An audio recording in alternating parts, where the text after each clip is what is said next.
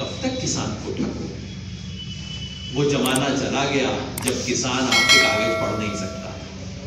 आज किसान के बच्चे आपके कागज पढ़ सकते हैं, आपके कागज का झूठ जानते हैं, और काठ की हांडी एक बार आग पे चढ़ गई, बार बार काठ की हांडी आग पे नहीं चढ़ी।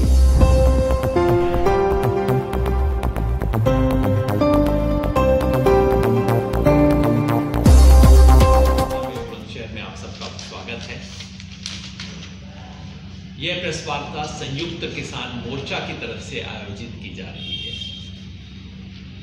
जैसा कि आप जानते हैं, संयुक्त किसान मोर्चा ने उत्तर प्रदेश मिशन की घोषणा की है, जिसके तहत हमने घोषित किया है कि हमारा राष्ट्रीय नेतृत्व उत्तर प्रदेश के कोने कोने में जाके किसानों के लिए इस चुनाव के अवसर पर अपना संदेश देगा। आज की इस प्रेस वार्ता का एक विशेष महत्व इस बात में भी है कि आज ही सुबह भारतीय जनता पार्टी ने उत्तर प्रदेश के लिए अपना मैनिफेस्टो, जिसे वो संकल्प पत्र कहते हैं, वो जारी किया है। तो आज की इस प्रेस वार्ता में हम उत्तर प्रदेश के किसानों के नाम संयुक्त किसान मोर्चा का संदेश रखेंगे और साथ ही भारतीय जनता पार्टी द्वारा जारी किए गए मैनिफेस्टो का भंडाफोड़ भी, उसका विश्लेषण भी आपके सामने पेश करेंगे। हमारे साथ इस प्रेस वार्ता में आदरणीय अशोक धवले जी हैं। अशोक धवले जी राष्ट्रीय अध्यक्ष हैं अखिल भारतीय किसान सभा की, जो कि इस किसान आंदोलन के एक महत्वपूर्ण संगठनों में से एक है, जिसके एक सदस्य माननीय हन्नन मौला जी इसकी 7 सदस्यीय संचालन समिति के सदस्य रहे। मैं योगेंद्र यादव यहाँ जय किसान आंदोलन के संस्थापकों में से उस हैसियत से यहाँ मैं भी संयुक्त किसान मोर्चा की जो 7 सदस्यीय संचालन समिति थी उसके सदस्यों में से हूँ। हमारे साथ जय किसान आंदोलन के राष्ट्रीय उपाध्यक्ष माननीय कर्नल जयवीर सिंह जी हैं। जय किसान आंदोलन उत्तर प्रदेश के प्रवक्ता मनीष भारती भाई हैं, जो आपको गन्ना के बारे में कुछ बताएंगे। मेरे साथ बैठे हुए हैं श्री पुष्पेंद्र कुमार जी, आप जय किसान आंदोलन के उत्तर प्रदेश के प्रदेश अध्यक्ष हैं, और ओपी चौहान साहब, जो कि जय किसान आंदोलन के सहारनपुर मंडल के अध्यक्ष हैं। सबसे पहले मैं अशोक धवले जी से निवेदन करूंगा कि वो जो मुख्य काम लेके हम पूरे प्रदेश में घूम रहे हैं, ये जो अपील लेके हम घूम रहे हैं, इस अपील के बारे में, ये अपील क्या है, क्यों है, उत्तर प्रदेश के किसान से संयुक्त किसान मोर्चा की क्या अपील, उसके बारे में आपको बताएंगे श्री अशोक धवले। सभी पत्रकार मित्रों का संयुक्त किसान मोर्चा की तरफ से फिर से मैं स्वागत करता हूं। और आप सब वाकिफ है, पिछले 1 साल और 15 दिन तक इस संयुक्त किसान मोर्चा के नेतृत्व में एक बहुत ही ऐतिहासिक किसानों का आंदोलन दिल्ली के आसपास में बहुत ही बड़ा आंदोलन ये हुआ, और इस आंदोलन के चलते मोदी सरकार को ये जो 3 कृषि कानून थे जो इन्होंने लाए थे सितंबर महीने में 2020 में, तो वो उनको 1 साल और 2 महीने के बाद उनको रद्द करना पड़ा, क्योंकि लाखों किसान, और उसके अंदर उत्तर प्रदेश के भी थे, उत्तराखंड के थे, हरियाणा, पंजाब, मध्य प्रदेश और राजस्थान के, बहुत बड़े पैमाने पर पूरे दिल्ली को घेर के रखा था 1 साल और 15 दिन। आंदोलन जीत गया, बहुत बड़ी भारी जीत होगी आंदोलन की, वो आपने सबने बहुत अच्छी आपके प्रसार माध्यम ने कवर भी की है। लेकिन उसके बाद जो बाकी के मुद्दे थे, वो बाकी के मुद्दों के ऊपर इन्होंने अभी तक कुछ नहीं किया, और उसमें से जो बहुत बड़ा मसला था वो था MSP का मामला। पूरे किसानों के लिए उत्तर प्रदेश का तो बहुत ही महत्वपूर्ण सवाल है, लेकिन पूरे देश के किसानों के लिए MSP का मामला, उसको एक कानूनी सुरक्षा मिलना चाहिए, एक नया कानून होना चाहिए कि ये हर किसान के हर फसल को लागत खर्चे के 1.5 गुना दाम ये हर एक को मिलना चाहिए। ये हमारे किसान आंदोलन की दूसरी बहुत ही बुनियादी मांग थी।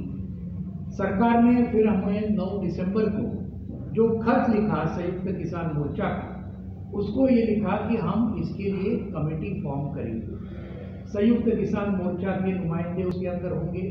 लेकिन लखीमपुर खीरी का जो मामला हुआ वो आप सब अच्छी तरह से जानते हैं, पूरा देश जानता है, पूरी दुनिया जानती है कि भारत सरकार की कृषि अपने गृह राज्य मंत्री अजय मिश्रा टेनी और उनके लड़के ने सीधी तरीके से 4 किसानों को और एक पत्रकार को भी वहाँ लखीमपुर खीरी में उनके ऊपर गाड़ी चलाकर उनको रौंद डाला।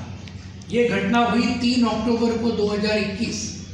लेकिन आज भी इतने 5 महीने हो गए, लेकिन जो केंद्रीय मंत्री है उनको न बर्खास्त किया, न उनको जेल में डाला मर्डर के लिए और कॉन्स्पिरेसी के लिए।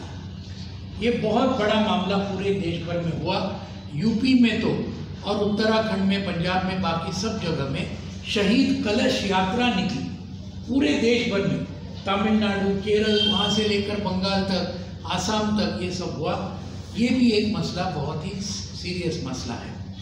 उत्तर प्रदेश में खुद जो अभी योगेंद्र जी ने आपके सामने रखा और हमारे बाकी साथी इसके बाद में रखेंगे, उत्तर प्रदेश में हम लोग सब, अभी हम दिल्ली में हैं लेकिन योगेंद्र जी भी दिल्ली में, हम यूपी में आए हैं। गन्ने के बारे में पूरी तरीके से किसान बहुत ही गुस्से में है, क्योंकि पिछले 1 साल का बकाया आज भी जो हजारों करोड़ रुपया है, आज भी उत्तर प्रदेश के किसानों को नहीं मिला। और राज्य सरकार और ये चीनी मिल के मालिकों ने मिलकर आज हजारों करोड़ रुपया किसानों को गन्ने का पिछले 1 साल का दिया है। धान का अगर देखें या गेहूं का देखें तो हम देखते हैं कि उसके बारे में 1940 रुपया धान का MSP है जो केंद्र सरकार ने डिक्लेयर किया हुआ है। लेकिन मैं जब पूर्वी उत्तर प्रदेश, मध्य उत्तर प्रदेश और पश्चिमी जगह में मैं घूमा अभी पिछले महीने, हमें सभी किसानों ने कहा कि हमें तो सिर्फ 1100 रुपया क्विंटल के पीछे मिलता है, जब MSP कितना है 1940 रुपये, यानी 840 रुपये का घाटा किसान को पूरे उत्तर प्रदेश में मिलता है। ये घाटा उसको सहन करना पड़ता है, तो बहुत गुस्से में। गेहूं का वही बात है। और एक बात जो है कि पूरे खाद का मामला, पूरे उत्तर प्रदेश में, पूरे देश में इतना शॉर्टेज है आज खाद का, और उससे इतना बड़ा काला बाजार हुआ बहुत बड़े पैमाने पर, उसके दाम बढ़े कि आज खाद भी किसान को नहीं मिल रहा है। ये भी आज सच्चाई है पूरे यूपी में। उसके लिए कौन जिम्मेदार है? उसके लिए मोदी जी की सरकार और योगी जी की सरकार दोनों जिम्मेदार हैं इन सब मामलों के लिए। तो ये सब मद्देनजर रखते हुए हमने बहुत पहले, आपने बहुत अच्छी तरीके से वो कवर किया होगा, मुजफ्फरनगर में 5 सितंबर को बहुत बड़ी 10 लाख की हमारी संयुक्त किसान मोर्चा की रैली हुई, और उस रैली से हमने मिशन उत्तर प्रदेश और मिशन उत्तराखंड का ऐलान किया।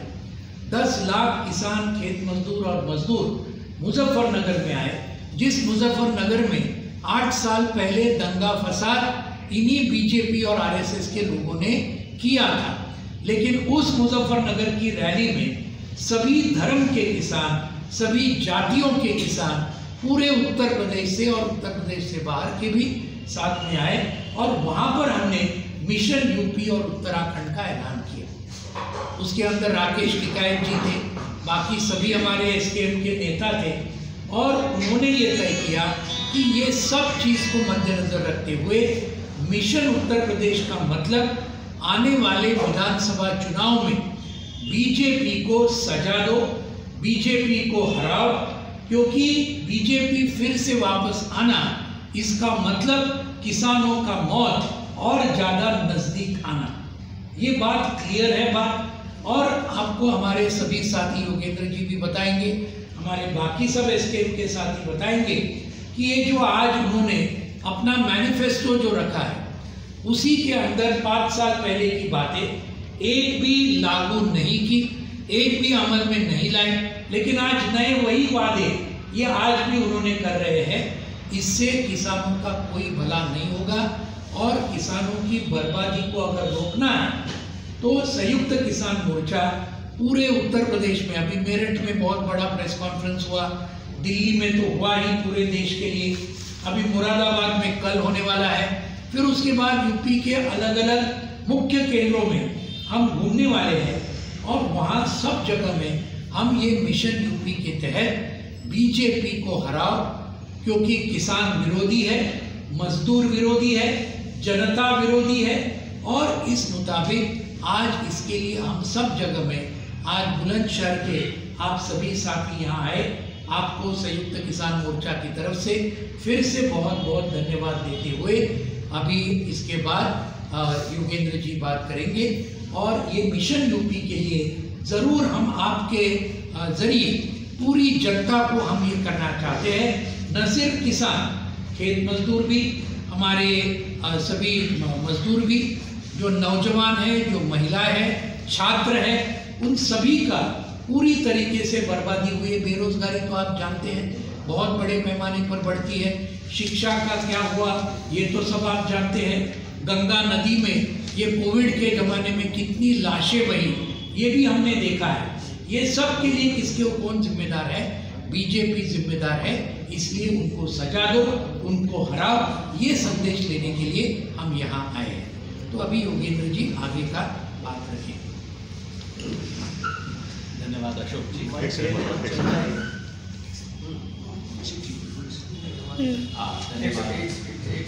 वो हो जाए वो जैसा आपने बताया, यहाँ संयुक्त किसान मोर्चा के साथी केवल एक साधारण संदेश लेके घूम रहे हैं और वो संदेश हमारे इस पोस्टर की पहली पंक्ति में आप पढ़ सकते हैं। उत्तर प्रदेश के किसानों के लिए पूरे देश के किसानों की तरफ से अपील है, इस चुनाव में किसान विरोधी बीजेपी को सजा दे।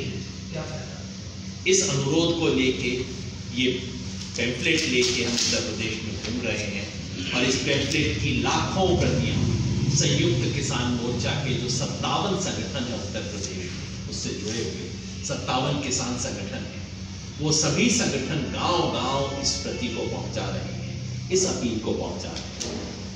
अशोक जी ने बताया कि हमें ये निर्णय लेने पे मजबूर क्यों होना पड़ा, क्योंकि किसानों को जो वायदे करके, जो लिखित वायदे करके 9 दिसंबर 2021 को इस आंदोलन को, मोर्चे को उठाया गया था, उसमें से एक भी लिखित वादे की पालना सरकार ने नहीं की है। न तो किसानों के साथ वो MSP की कमेटी बनी, न ही किसानों के जो केस वापस होने थे वो केस वापस हुए, न ही शहीदों को मुआवजा दिया गया और किसानों की जो मांग थी कि अजय मिश्र टेनी को बर्खास्त किया जाए, उन्हें गिरफ्तार किया जाए, वो नहीं। ये सरकार धोखे की सरकार है। इन्हें लगता था कि एक बार किसान मोर्चा उठा दिया, उसके बाद किसने चिट्ठी देखी जाएगी, बस एक बार बोल दो, किसी तरह से उठा दो, बाद में देख लेंगे। किसान ये कहने के लिए आ जाए हैं कि हमें याद है आपने क्या कहा था, हम हर धोखे को याद करते हैं और हर धोखा देने वाले को हम सबक सिखाते हैं।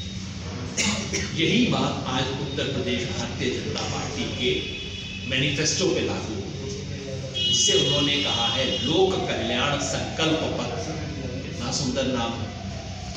दरअसल ये लोक लुभावन धोखा पत्र है। शायद बीजेपी वालों को लगता है कि नया मैनिफेस्टो है, 5 साल पुराने मैनिफेस्टो को किसने देखा होगा। लेकिन दुर्भाग्य उनका ये है कि ना सिर्फ हमने देखा है, बल्कि एक छोटी सी पुस्तिका बना के इस बीजेपी ने 5 साल पहले भी जो संकल्प पत्र जारी किया था, उन संकल्पों का क्या हश्र हुआ और पिछले 5 वर्ष में उत्तर प्रदेश में किसानों की क्या दुर्दशा हुई, उसका पूरा चित्रण हमने इस संकल्प पत्र, इस अपनी पुस्तिका में किया है। और इस पुस्तिका को आप देखेंगे तो आपको पता लगेगा कि आज जो इतने सुंदर सुंदर वादे किए जा रहे हैं, इससे पहले क्या वादे कर चुके हैं और इसकी हकीकत क्या है। सरकार आज कहती है, भारतीय जनता पार्टी आज के अपने घोषणा पत्र में कहती है किसान को 14 दिन के अंदर गन्ने का पैसा दिया जाएगा, ब्याज भी दिया जाएगा। हमारे साथी आपको विस्तार से बताएंगे। हकीकत ये है कि अभी दिसंबर के महीने में सरकार ने संसद में जवाब देकर ये बात स्वीकार की है कि 3,752 करोड़ रुपए का बकाया भुगतान गन्ने के किसान का पड़ा हुआ है सन 2021 का। और ये कहते हैं 14 दिन में दिलवा देंगे। 14 दिन छोड़ो भाई, आप पिछले साल का दिलवा देते। ब्याज, एक पैसा ब्याज नहीं दिया। गन्ने के बारे में और जो तमाम झूठ बोले हैं उसके बारे में हमारे साथी बता रहे हैं। वायदा किया है कि उत्तर प्रदेश में एक नई योजना किसानों के लिए, सिंचाई योजना एक नई लाई जाएगी। कृषि, एक 5,000 करोड़ रुपए का मुख्यमंत्री कृषि सिंचाई कोष बनाया जाएगा। बहुत अच्छी बात है साहब। आपको पता है पिछली बार क्या कहा था? पिछली बार इन्होंने कहा था 20,000 करोड़ रुपए का मुख्यमंत्री सिंचाई कोष बनाया जाएगा। बना? नहीं बना। बस 20,000 घट के 5,000 हो गए। पता नहीं कैसे हो गए, पता नहीं। पिछली बार वायदा कर रहे हैं कि दूध पे एक फंड बनेगा और उससे 1,000 करोड़ रुपए का फंड बनेगा और उससे दुग्ध क्रांति आ जाएगी उत्तर प्रदेश में।